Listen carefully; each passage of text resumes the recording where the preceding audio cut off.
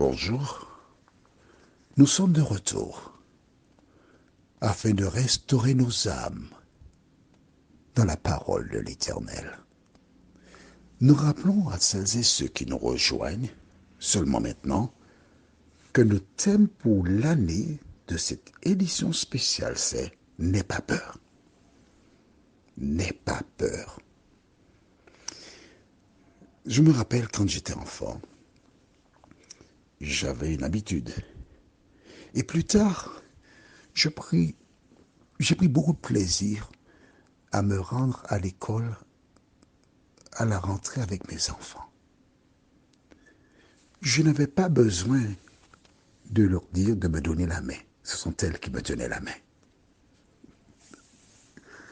Et souvent, je regardais d'autres enfants qui criaient, qui pleuraient, qui tenaient fortement la main ou la jambe de maman ou de papa parce que ces enfants avaient peur.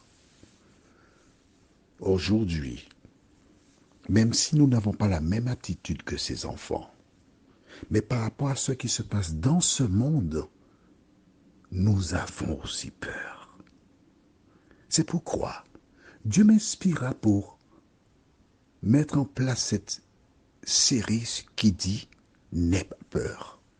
Aujourd'hui, nous voyons « N'aie aucune crainte ». Juste avant, prions.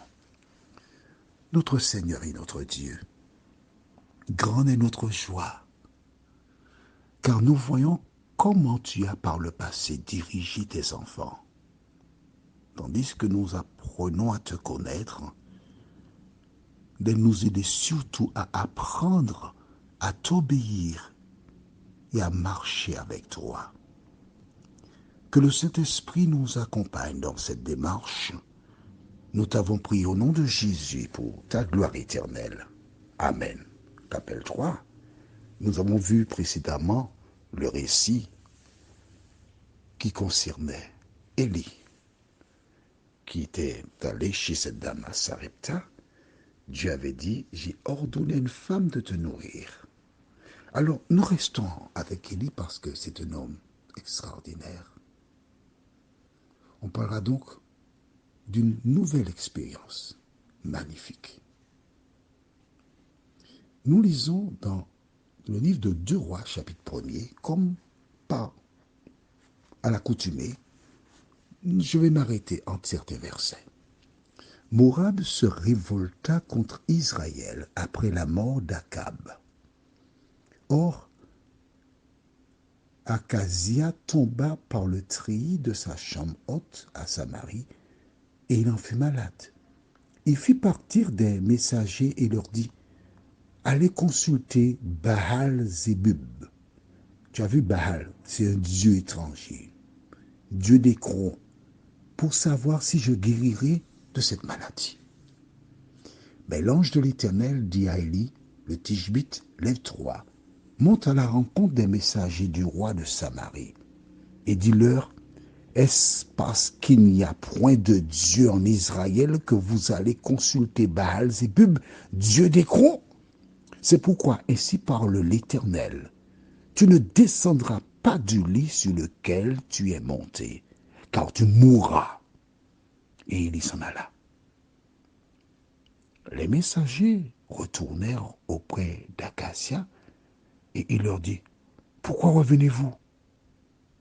Ils lui répondirent, un homme est monté à notre rencontre et nous a dit, allez, retournez vers le roi qui vous a envoyé et dites-lui ainsi par l'Éternel, est-ce parce qu'il n'y a point de Dieu en Israël que tu envoies consulter Baal-Zébub, dieu d'Écron? C'est pourquoi tu ne descendras pas du lit sur lequel tu es monté, car tu mourras. Waouh!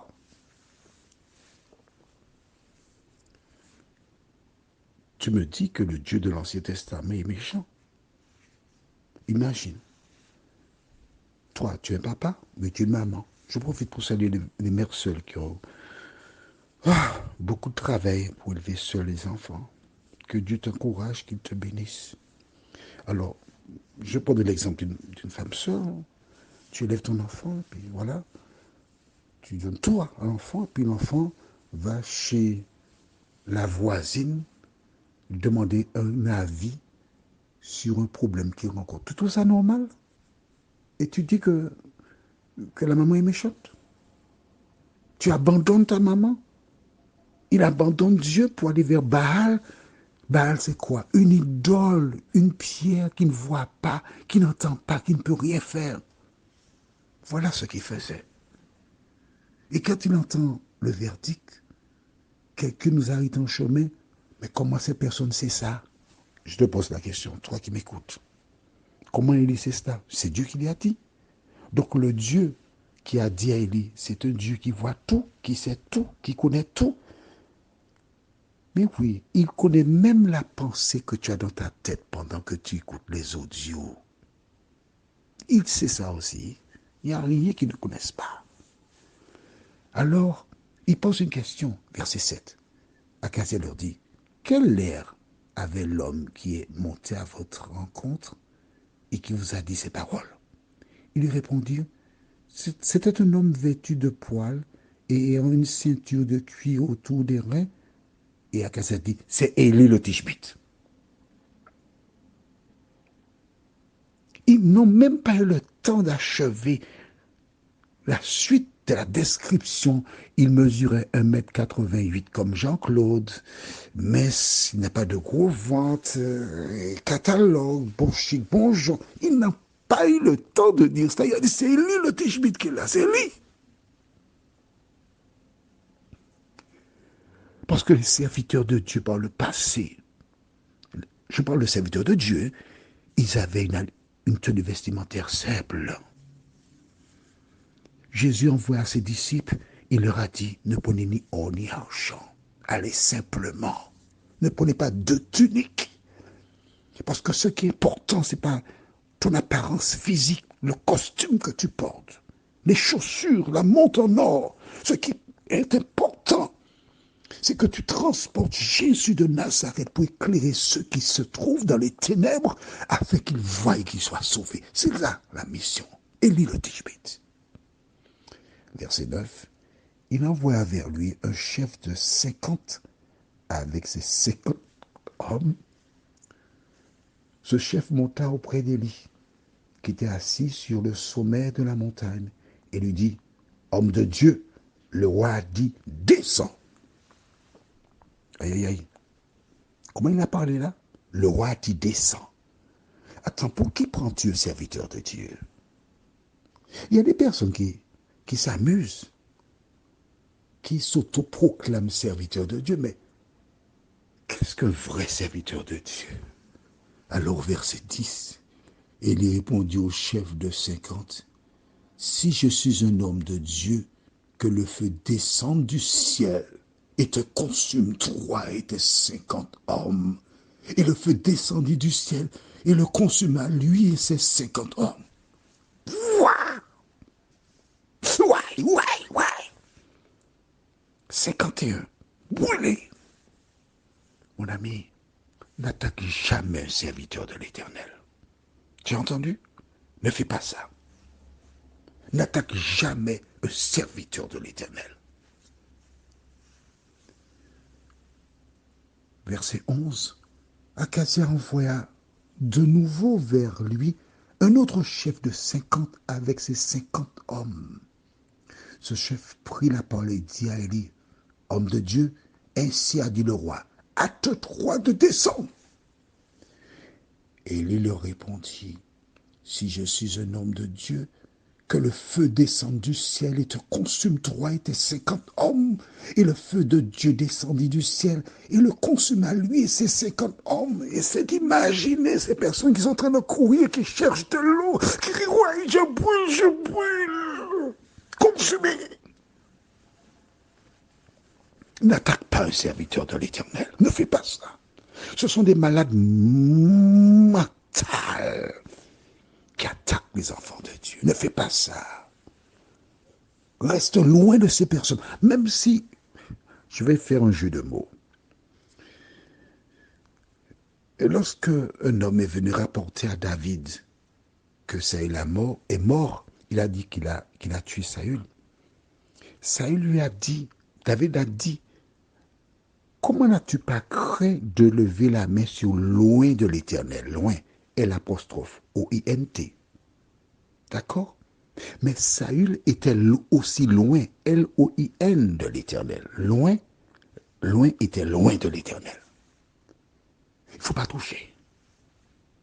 Toi qui m'écoutes là, quel que soit ce que fait un homme, lorsqu'il est loin de l'Éternel, ne touche pas. On continue, c'est intéressant, pas vrai? Verset 13. Akazia envoya de nouveau un troisième chef de 50, avec ses 50 hommes. Ce troisième chef de 50 monta, et à son arrivée, il fléchit les genoux devant Élie et lui dit, en suppliant, homme de Dieu, que ma fille, je te prie, et que la fille de ces 50 hommes, tes serviteurs, soit précieuse à tes yeux. Voici le feu est descendu du ciel et a consumé les 2 premiers chefs de 50 et leurs 50 hommes. Mais maintenant, que ma fille soit précieuse à tes yeux. Tu te rappelles? Le premier, lorsque le feu est descendu sur lui et sur les 50, les gens ne savaient pas. Mais le deuxième le savait. Le deuxième le savait. Pourquoi n'a-t-il pas agi comme le troisième? Quand on désigna ce chef que c'est toi qui devras aller chercher Élie, lorsqu'il a appris ce qui est arrivé aux 2 premiers, il a fait preuve d'humilité. Que ma vie et la vie de ces 50 hommes soient précieuses à tes yeux. Les 2 premiers, mais pitié pour moi. Alors à ce moment,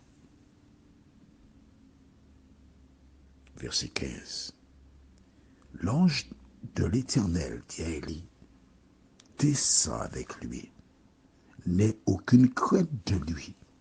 Élie se leva et descendit avec lui vers le roi. Mon ami, 2 choses que tu dois retenir. Les serviteurs de Dieu doivent être respectés. Qui est un serviteur de Dieu? Le berger? Le pasteur? Pas du tout. Le serviteur de Dieu, c'est la personne qui a accepté Jésus-Christ pour sauveur personnel. La petite malheureuse, pauvre, qui n'a pas de moyen de locomotion.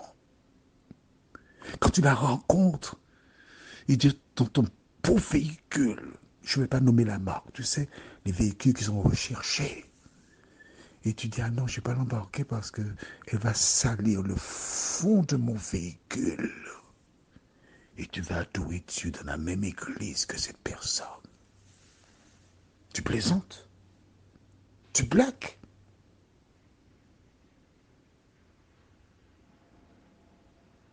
Le serviteur de Dieu, c'est celui qui a accepté Jésus pour sauveur personnel. Dans le plan de Dieu, il n'y a pas de chrétien de première classe, deuxième classe, classe à faire. Nous sommes tous logés à la même enseigne et nous devons avoir le même respect à l'endroit de chacune des personnes parce que chaque personne est précieuse. Tu sais pourquoi? Parce que le sang de Jésus-Christ recouvre cette personne-là. Voilà pourquoi elle est importante. Voilà pourquoi elle est une servante ou un serviteur de l'Éternel. Prions, notre Seigneur et notre Dieu. Certaines personnes s'adressent à des gens que tu as rachetés en fonction de leur classe sociale. Mais Seigneur, tu dis aujourd'hui à la petite malheureuse, au malheureux, à l'analphabète, à l'estropié, toute personne qui t'a accepté pour sauveur personnel, et même celles qui n'ont pas encore fait le pas, de ne pas avoir peur. Tu indiques aux profanes, à celles et ceux qui n'écoutent pas la parole, que leur devoir, c'est de respecter toute personne. Car Jésus a déclaré toutes les fois que vous faites cela un plus petit, c'est à moi que vous l'avez fait, ô Seigneur. Bien des personnes seront perdues à ton retour, Jésus, parce qu'elles n'ont pas fait preuve d'empathie, d'amour à l'endroit d'autres qui souffrent et qui sont malheureux. Seigneur, merci d'éclairer tes enfants et qu'ils agissent conformément à la parole, nous t'en prions. Au nom de Jésus, pour ta gloire éternelle. Amen. Que l'Éternel continue de te bénir. Je te souhaite tout ce qu'il y a de meilleur en attendant de te retrouver demain, si Dieu nous prête vie.